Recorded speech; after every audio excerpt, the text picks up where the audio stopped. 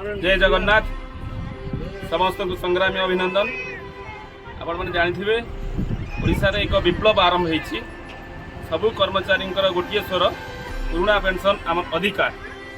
आपण मैंने समस्त जानते जे 18 फेब्रुआरी रे भुवनेश्वर ओडिशार सबु वर्गर कर्मचारी 4 लाख कर्मचारी और सेमानक परिवार आम भुवनेश्वर एक एटा होची अवसर पर कर्मचारी मानकर गोटे दाबी नुहे एटा बंचार राहा।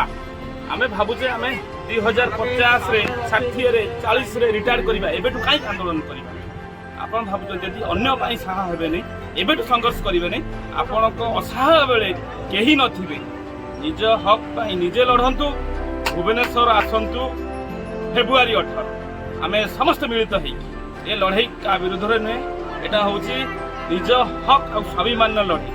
आज सिक्किम कंट्रीब्यूशन पेंशन आउ ओपीएस को ऑप्शन दिखाई एम्प्लॉय मानक कैबिनेट अप्रूव कराई कि जी जोटा आवेल कर आप विभिन्न राज्य देखिए ये घमाघट लड़ाई चलती किंतु ओडिशा रे लड़ाई जोरदार पर्यायर पहुंची।